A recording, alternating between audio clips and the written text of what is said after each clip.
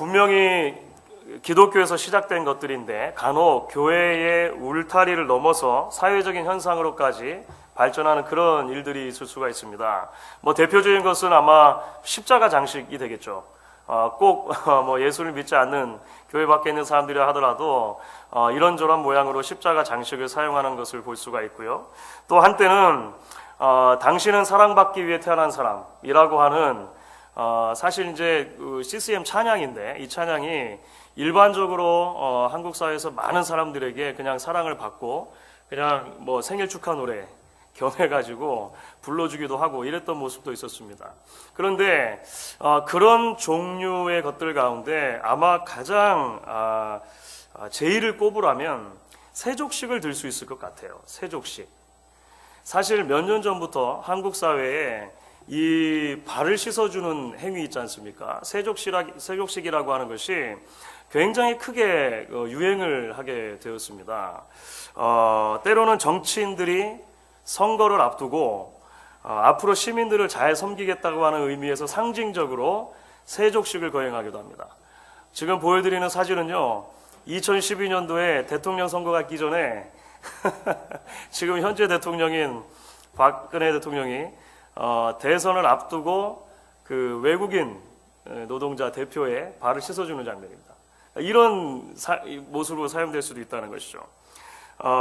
또는 복잡한 학교 문제들, 학교 안에 요즘에 한국에 문제가 많으니까 그런 학교 문제들을 타결하기 위해서 세족식이라고 하는 것을 도입하기도 합니다. 다음 보여드린 사진은 2013년도에 어느 서울의 한 고등학교에서 스승의 날인데 거꾸로 선생님이, 교장 선생님부터 시작해가지고 학생들의 발을 씻어주는 세족식을 거행했다라고 하는 것입니다. 또 어떤 곳에서는요, 경찰서에서도 이런 일이 엄청나게 많이 일어난다고 그래요. 그래서 새로 경찰들이 들어오면 다음 사진인데요.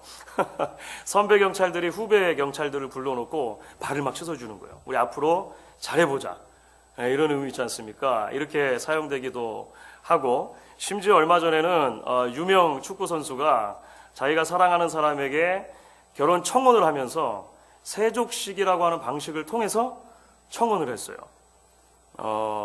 이 기성용이라고 하는 게 굉장히 유명한 축구 선수인데 이런 여러 종류의 세족식이 있습니다. 그러니까 사실 이런 정도뿐만이 아니고요, 사회 곳곳에서 사실 세족식이 지금도 여러 가지 이유와 여러 가지 그 목적을 담아서 행해지고 있는 것을 볼 수가 있습니다. 여러분, 물론 교회 울타리를 넘어서 이런 세족식이 사회 곳곳마다 저마다의 의미를 부여해가지고 행해지는 것 자체에 대해서 뭐라고 할 수는 없을 것 같다는 생각이 들어요. 왜냐하면 그 세족식이라고 하는 행위 자체가 가지는 그 순기능의 그 의미가 전혀 없는 것은 아니기 때문이라고 하는 것이죠. 그러니까 한국 사회 자체가 좀 권위적인 사회이기 때문에 그런 권위적인 사회 속에서 윗사람이 아랫사람의 발을 먼저 씻어줌으로 그동안 좀 소원했던 관계들의 새로운 바람을 불러일으키고, 하여간 그런 의도로 사용되는 것 자체는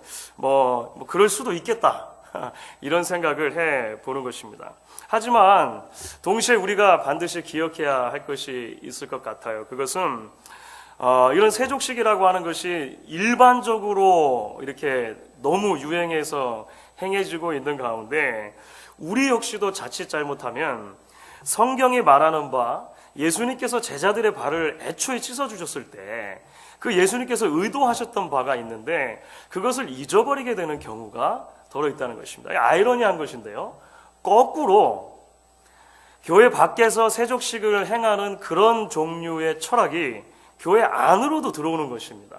거꾸로 들어와서 너무 아무렇지도 않고 일반적으로 자, 우리 잘해봅시다 라고 하는 어떤 그 단합이라든지 이런 측면에서 심지어 교회 안에서도 여러 가지 컨텍스트 안에 이제 이 세족식이 사용되는 것을 우리가 보게 되는 것이죠. 그래서 오늘 저희가 요한복음 13장에 기록된 예수님께서 제자들의 발을 애초에 씻어주셨던 그 이야기를 조금 더 자세히 들여다 보려고 하는 것입니다. 사실 예수님께서 제자들의 발을 씻으신 사건은요, 복음 메시지의 집약이라고 할 수가 있습니다. 그만큼 요한복음 안에서 굉장히 중요한 위치를 차지하고 있는 것이 소위 예수님의 세족식 사건이라고 하는 것입니다. 복음이 도대체 무엇인가? 복음이 무엇을 우리에게 기대하는가라고 하는 것을 당시 예수님의 제자들과 또 나아가 오늘 우리들에게 눈으로 볼 수 있는 그 가시적인 시청각 교육의 일환으로 예수님께서 사실 이 세족식을 거행해 주셨다라고 하는 것이죠. 그래서 오늘 우리가 이 말씀을 통해 조금 더 은혜를 나눌 때에 특별히 세족식이 가지고 있는 두 가지 큰 의미를 같이 나눠보면 좋겠습니다. 학자들마다 세족식의 의미를 부여할 때 어느 한쪽, 예를 들어서 영적인 의미만을 너무 강조한다든지 아니면 윤리적인 측면만 너무 강조한다든지 하는 그런 오류를 범하게 되는데요. 사실 세족식과 관련된 전체 그림을 보게 되면 이 두 가지, 그러니까 영적인 의미와 도덕적인 의미 모두가 다 포함되어 있고 이것이 바로 복음이 우리에게 전해주는 복음 메시지의 아주 핵심이다라고 하는 것을 우리가 보게 되는 것입니다. 자, 오늘 말씀 가운데 첫 번째로 그러면 예수님의 발 씻음이 도대체 무엇을 의미하는가? 예수님의 세족식은 1차적으로 죄 씻음과 관계가 된다는 것을 우리가 먼저 기억할 필요가 있습니다. 이 순서가 사실 굉장히 중요합니다. 순서가. 예수님의 발 씻음의 사건은요, 1차적으로는 죄를 씻는 행위, 그러니까 곧 예수님께서 앞으로 십자가상에서 이루실 예수님의 구속 사건을 미리 보여주는 것으로서 의미가 있다라고 하는 것입니다. 그러니까 이 부분을 우리가 제대로 이해하지 않고서 우리가 예수님께서 제자들의 발을 씻기신 이 세속식의 사건의 본래 의미를 제대로 이해할 수 없다 해도 과언이 아니라고 하는 것이죠. 오늘 말씀의 배경은요, 예수님께서 이 땅에서 마지막 유월절을 보내시는 그 무렵이 되게 됩니다.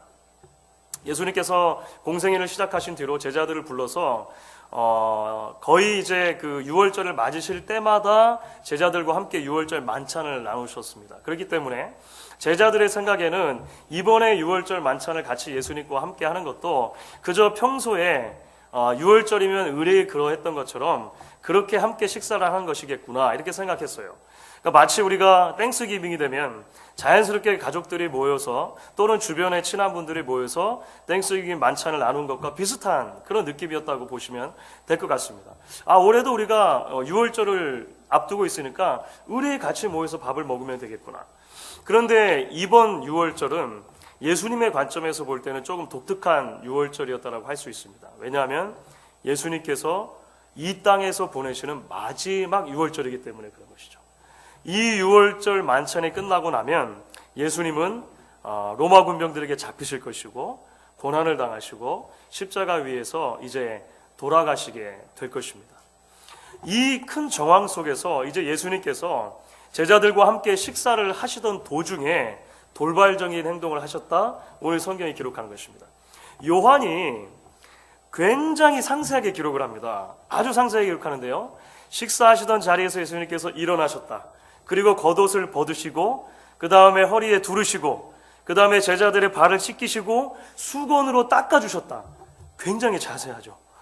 요한이 그 자리에 있지 않았으면, 그렇죠, 눈으로 직접 보고 본인의 발이 씻김을 당하는 경험을 하지 않았으면 자세히 기록할 수 없었을 만큼 아주 자세한 기록을 해주고 있습니다.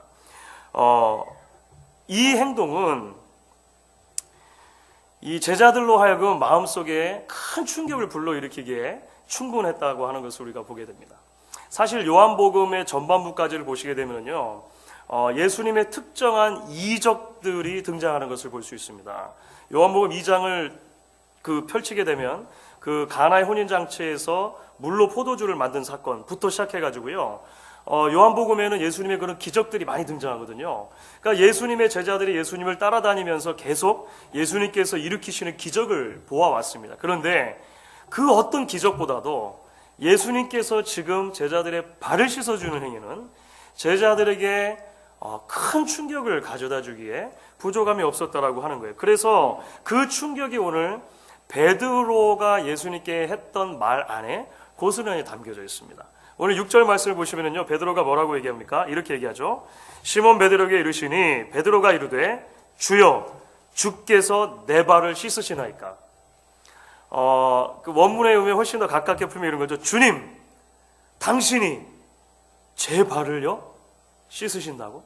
이렇게 되어 있습니다.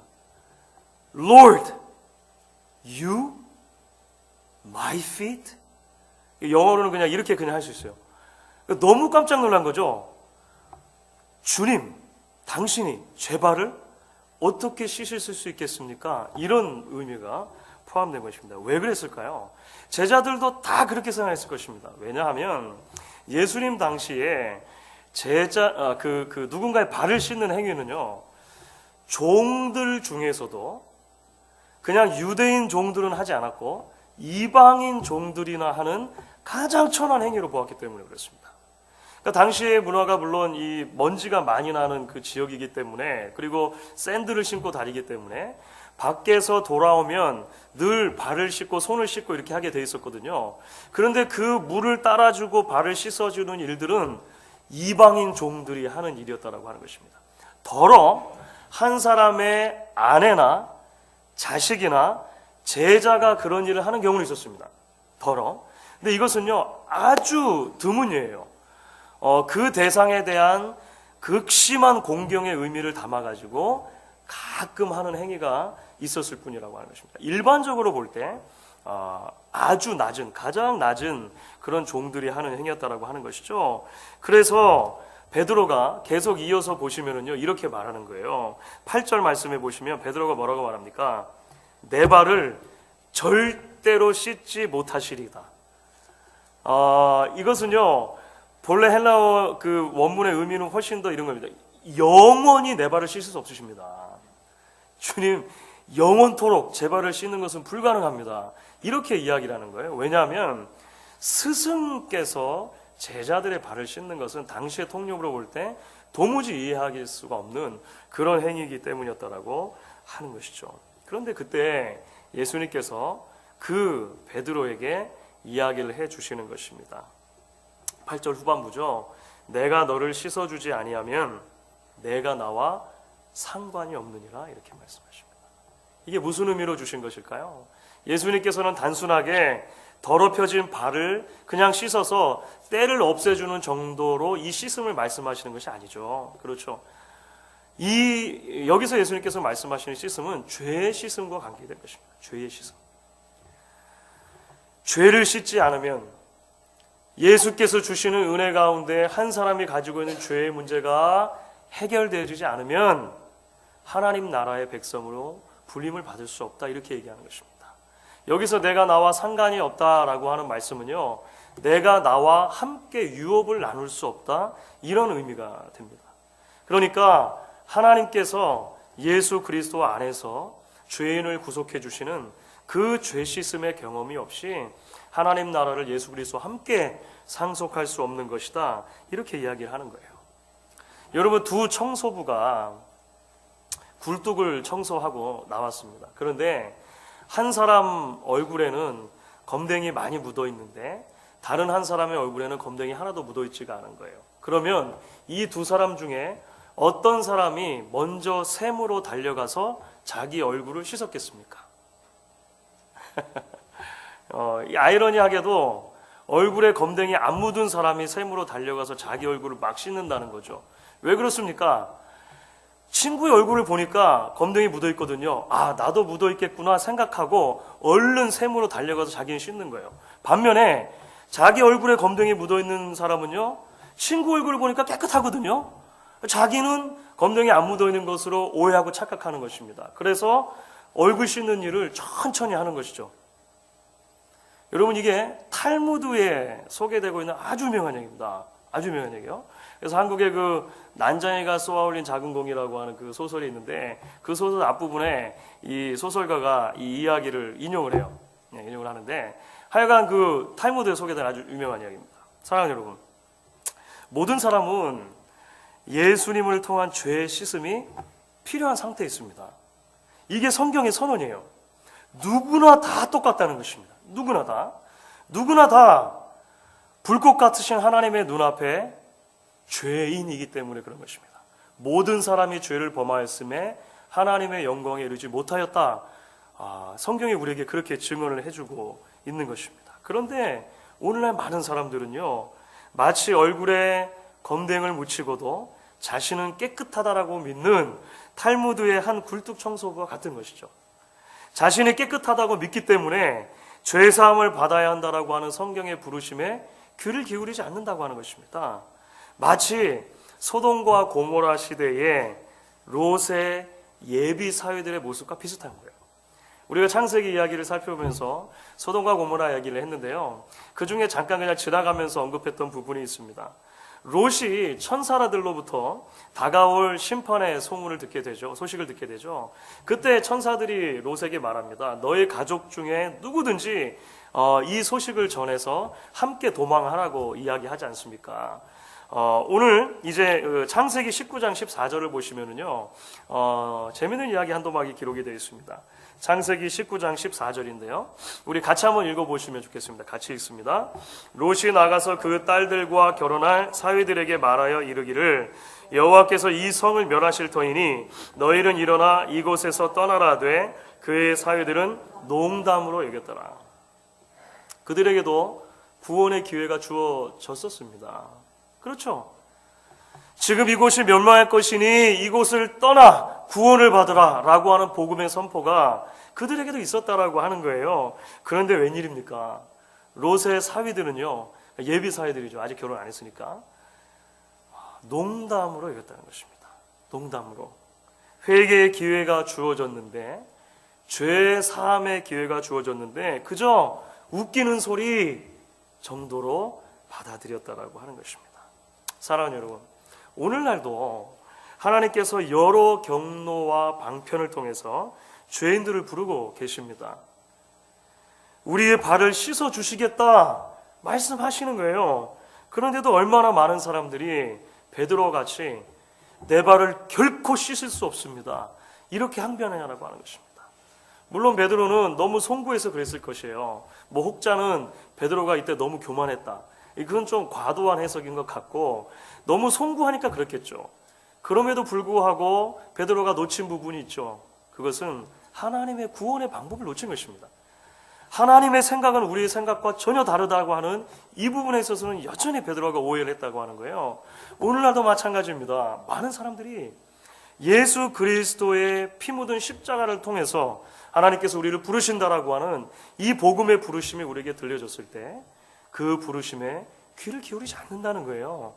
농담이겠거니 내가 무슨 죄인이라고 참 기분 나쁘네 하고 그냥 자신의 귀를 닫아두는 경우가 얼마나 많으냐라고 하는 것입니다. 사실 여러분, 재미있는 것은요, 요한복음에는 다른 세 복음서의 기록과 조금 다른 부분들이 있습니다. 그러니까 마태, 마가, 누가복음은 우리가 공관복음이라고 하잖아요. 비슷한 관점으로 기록이 되어졌다, 이런 의미입니다. 그런데 마태, 마가, 누가도 서로 다른 부분이 있지만 이 공관복음들과 비교했을 때 요한복음은 굉장히 다릅니다. 상당히 많은 다른 부분들이 있어요. 특별히 그 중에서 마태, 마가, 누가복음에서는 예수님의 마지막 유월절 만찬과 관련해가지고 아주 중요하게 강조하는 한 사건이 있습니다. 마태, 마가, 누가 동일하게. 그것이 무엇일까요? 그것은 성찬식입니다. 성찬식. 예수님께서 식사하시던 도중에 떡을 떼시고 잔을 드시면서 이것이 나의 죽음을 예표하는 것이다라고 이야기해 주시는 사건이 있었다는 것이잖아요. 마태, 마가, 누가복음에는 이 성찬식을 해서 예수님의 마지막 유월절과 관련해서 아주 중요한 사건으로 기록이 됩니다. 그런데 여러분, 요한복음에 성찬식이 기록되어 있을까요? 기록되어 있지 않을까요? 요한복음을 처음부터 끝까지 여러분 다 뒤져보십시오. 성찬식이 안 나옵니다. 성찬식이 안 나와요. 요한은 그러면 성찬식 때 빠져 있었습니까? 그렇지 않죠. 요한도 물론 성찬에 같이 동참했을 것입니다. 그런데 요한의 관점에서 볼 때 요한의 뇌리에 남아있는 가장 강력한 마지막 유월절 만찬의 기억은 예수님께서 발을 씻어주신 사건이었다고 하는 것입니다.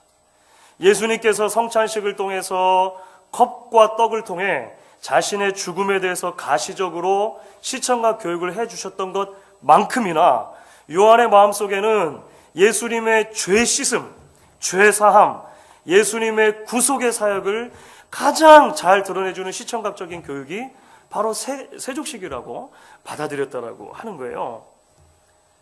그래서 이 구속의 은총을 증거해주는 방편으로 요한은 뭐 남들이 다 알고 있으니까 이제 이미 그 요한복음을 믿는 독자들은 이제 예수님께서 마지막에 주셨던 성찬식에 대해서 알고 있으니까 세족식에 관해서 더욱더 중요하게 강조를 하고 있다라고 하는 것입니다. 그러므로 사랑하는 여러분, 오늘 예수님께서 제자들의 발을 씻어주신 사건은 1차적으로 저와 여러분들에게 묻고 있는 것이죠. 이 예수로 말미암아 죄 씻음을 받았습니까? 라고 하는 것을 묻고 있는 것입니다. 여러분, 이 순서가 굉장히 중요한 것입니다. 세족식을 기억할 때마다 우리가 기억하는 것이 무엇입니까? 이것은 마치 세례와 비슷해요. 세례와 아주 비슷한 의미를 이 세족식이 갖고 있습니다. 우리의 죄가 예수 그리스도의 십자가 보혈을 통해 씻어졌다라고 하는 이 놀라운 사죄의 고백이 오늘 이 세족식을 대할 때 우리에게 있어야 한다라고 하는 것입니다. 이 예수의 씻음이 없이 하나님의 자녀가 될 수 없음을 기억하고 날마다 예수의 십자가를 우리가 붙들고 있는가, 오늘 말씀이 우리에게 이제 묻고 있다라고 하는 것입니다. 이제 오늘 예수님의 세족적 이야기는 이와 같은 죄사함의 메시지에 더해서 이제 좀 더 나아가게 되는 것입니다. 그렇죠? 그것이 무엇이냐면 이제 오늘 이야기의 후반부에 기록되고 있는 이 세족식 자체가 이제 하나님의 은혜로 구원받은 하나님의 백성들이 이 땅을 살아가면서 보여주어야 할, 맺어야 할 가장 귀한 그 도덕적인 열매로 이제 예수님이 이야기를 하고 계시다는 거예요. 그것이 무엇입니까? 바로 섬김이라고 하는 것입니다. 섬김. 그렇죠. 섬김의 의미로 예수님께서 바로 이어서 이야기를 해주시죠. 오늘 14절 말씀인데요. 14절 말씀 우리 같이 한번 읽어보도록 하겠습니다. 14절 같이 읽습니다. 내가 주와 또는 선생이 되어 너희 발을 씻었으니 너희도 서로 발을 씻어주는 것이 옳으니라.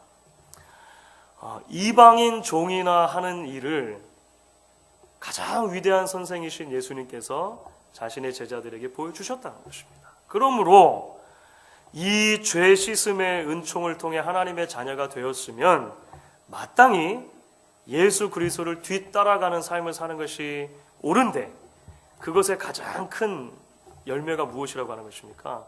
바로 예수님처럼 다른 사람들의 발을 씻어주는 행위다. 이것을 이야기하는 것입니다. 이것을 이야기하는 거예요. 여러분, 최근 한국 사회를 들썩이게 하는 뉴스들의 제목에 가장 많이 사용되는 표현 중 하나가 소위 갑질이라고 하는 것입니다. 얼마 전에 제가 아마 언급을 해드렸던 것 같은데요. 갑질. 이게 뭐 몇 년 전까지만 해도 그런 단어 자체가 없었는데 신조어에 속하는 거죠. 그러니까 사회 구조상 그 사회 구조 피라미드의 상부에 있는, 그러니까 소위 갑의 위치에 있는 그런 사람들이 그 위치를 남용해가지고, 그렇죠. 그 위치에서 있는 힘을 남용해가지고 소위 을의 위치에 있는 사람들을 함부로 대하는 이 모든 종류의 행위를 다 요즘에는 이제 갑질 이렇게 그냥 부르는 것입니다. 여러분들이 기억할 수 있는 최근에 뭐 그런 사건들이 얼마나 많이 있습니까? 대표적인 것이 요즘에 이제 한참 그 재판이 진행되고 있는 것 같은데, 그 대한항공 비행기 돌린 사건, 마카데미아 너 때문에, 그러니까 그거부터 시작을 해가지고 뭐 강남의 어느 부유한 아파트의 주민들이 그 경비원들을 향해서 이 소위 이제 갑질을 했고, 뭐 목숨을 끊기도 하고 그 경비원 가운데 뭐 그런 뉴스들도 계속 들려지죠. 또 한 고급 백화점에서 최근에는 이 소위 VIP 고객 그 부녀가 아르바이트생한테 이렇게 갑질을 보였던 뭐 이런 거 있지 않습니까? 이런 뉴스들이 얼마나 많은지 모르겠어요. 하여간 뭐 이런 뉴스를 보면 온통 이런 것들로 가득 차 있는 것 같습니다. 급기야 바로 며칠 전입니다. 사실 하루 전인데요. 하루 전에 이런 제목의 뉴스 기사가 올라왔습니다. 이번엔 VIP 목사의 갑질 이라는 제목으로 올라왔어요. 한 유명 백화점에 여성복 판매장에 VIP 고객이 하나가 찾아와가지고요, 직원 하나를 1시간 동안 바닥에 무릎 꿇리는 일이 있었다는 거예요. 그런데 알고 보니까 그 VIP 고객이라고 한 분이 목사님이더라, 이런 것입니다. 그 내용을 굉장히 기가 막힙니다. 이 목사님이 1년에 그 백화점에서 수천만 원어치 옷을 사신대요. 수천만 원어치.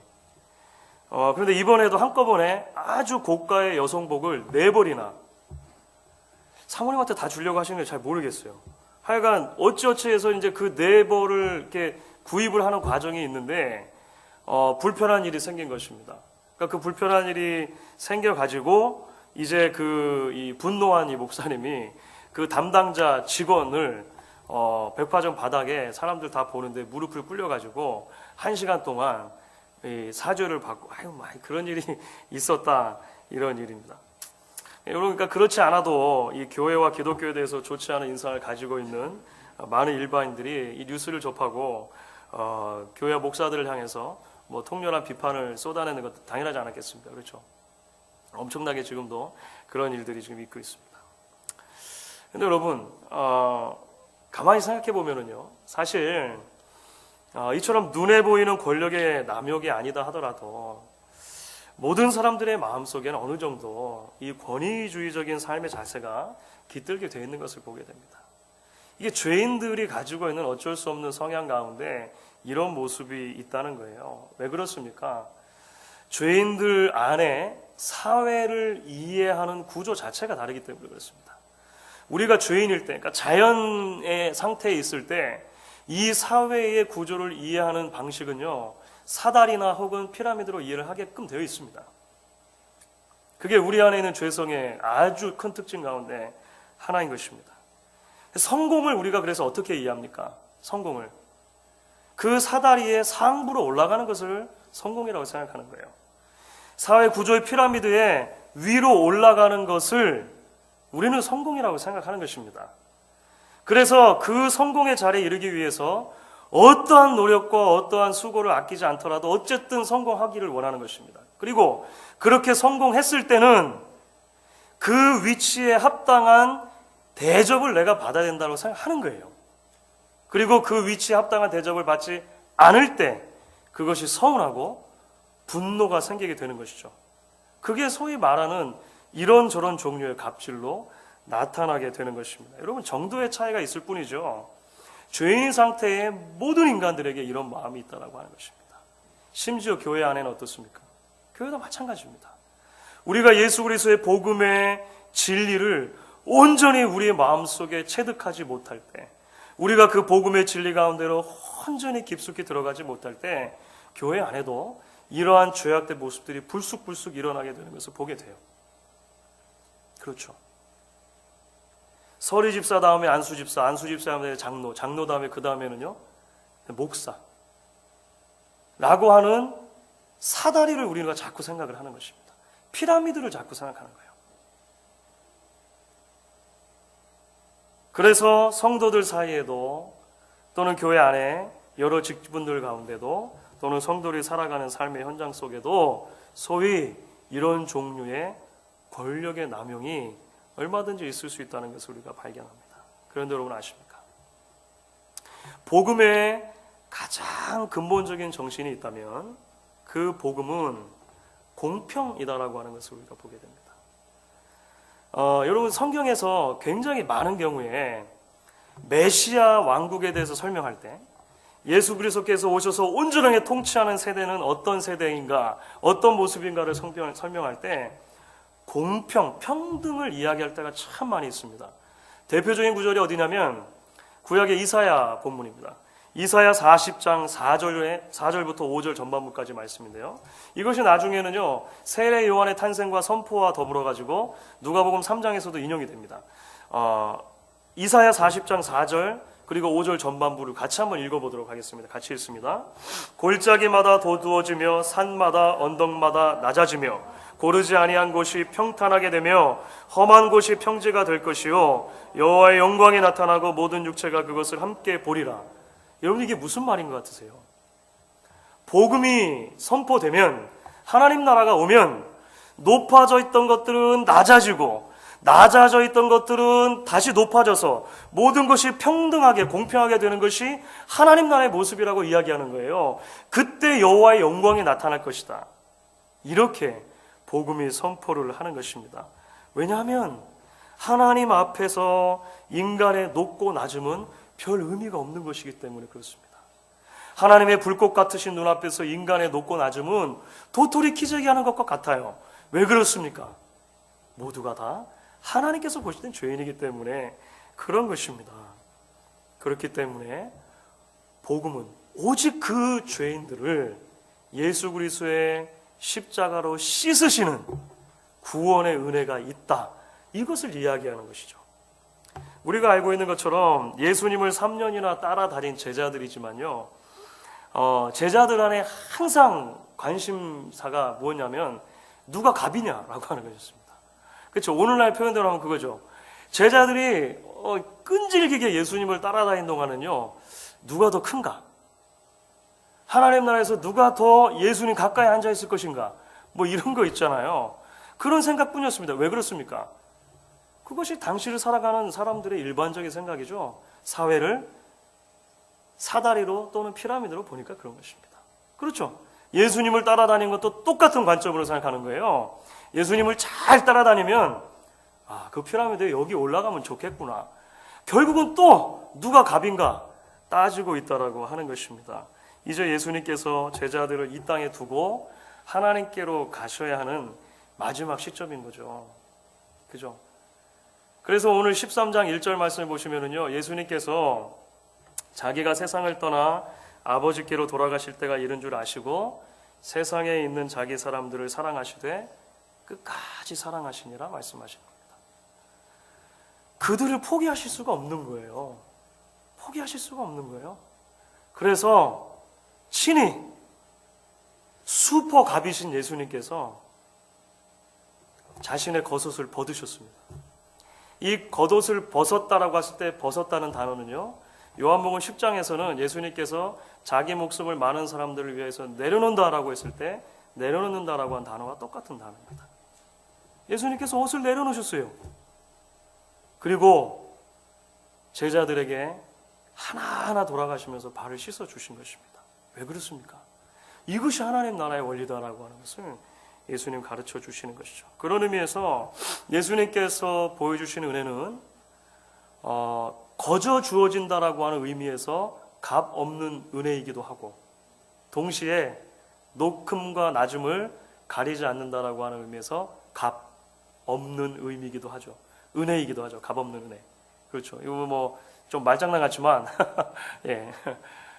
그런 은혜가 바로 예수님의 은혜라고 하는 것을 발견하게 됩니다. 하나님의 아들이라고 하는 높은 영광, 우리를 위해서 내려놓으시고 죄인들을 섬기되 끝까지 섬겨주시는 주의 섬김을 우리가 복음을 통해 발견하는 것입니다. 사랑하는 여러분, 복음 안에서 값과 을의 구분이 있을 수 없는 것이죠. 오직 예수의 구원이 필요한 죄인들이 있을 뿐이고요, 예수님 안에서 우리를 구원하시는 하나님의 은혜가 있을 뿐이다 라고 하는 것을 우리가 오늘 말씀을 통해 다시 한번 발견하게 됩니다. 그리고 그 은혜로 구원받은 하나님의 백성들을 이제 그 예수님과 동일한 낮아짐, 동일한 섬김의 자리로 부르고 계시다라고 하는 것을 우리가 말씀을 통해 발견하게 돼요. 여러분, 분명한 것이 하나 있습니다. 제가 처음에 서두에 말씀드릴 때 순서가 중요하다라고 하는 말씀을 한번 드린 적이 있습니다. 무슨 의미냐면요, 우리가 예수님을 통한 죄 씻음을 온전히 경험하기 전까지는 다른 이들의 발을 결코 씻을 수 없다는 것입니다. 사회에서 정치인들이 아무리 정치적인 제스처로 누군가의 발을 씻어준다고 하더라도 여러분, 당선되고 나서 발 씻는 거 본 적 있으십니까? 당선되고 나서는 발 못 씻는 거예요. 당선되기 전이니까 씻는 거죠. 진정한 의미에서 우리가 낮아짐, 진정한 의미에서 예수님께서 보여주신 그 본을 따라가려면 먼저 건너야 할 강이 있는데, 예수님께서 씻어주시는 그 죄 씻음의 강, 회개의 강을 먼저 건너야 한다라고 하는 것이죠. 그런 의미에서 오늘 말씀이 우리에게 주시는 것을 같이 붙들면 좋겠다라고 하는 것입니다. 여러분, 말씀을 정리하겠습니다. 오늘 예수님께서 16절에서 이렇게 말씀하시죠. 종이 주인보다 크지 못하고 보냄을 받은 자가 보낸 자보다 크지 못하다 말씀하십니다. 무슨 말씀입니까? 가장 높으신 존귀하신 하나님의 독생자인 예수께서 이 땅에 오셔서 자기 자신을 그만큼 낮추시고 죄인들을 위해 죽기까지 섬겨주셨다면 그분을 따르는 우리들이야말로 그 예수님의 발자취를 쫓아가는 것이 마땅하지 않겠느냐라고 하는 의미로 예수님이 이야기를 해주신 것입니다. 반대로 우리는 이렇게 생각할 수도 있겠죠. 여전히 우리가 높아지려고 하고 있다면, 발을 씻기보다 발 씻음의 대접을 받기를 계속해서 원하고 있다면, 정말로 우리가 예수 안에서 죄의 씻음을 받은 사람들인가 진지하게 복음의 빛 안에서 우리를 비추어 볼 필요가 있다라고 하는 것입니다. 오늘 말씀의 도전 앞에서 이 복음의 부르심을 붙들고 믿음으로 결단하며 주 예수의 십자가 앞으로 나아가는 저와 여러분 되실 수 있기를 주의 이름으로 간절히 축원하겠습니다.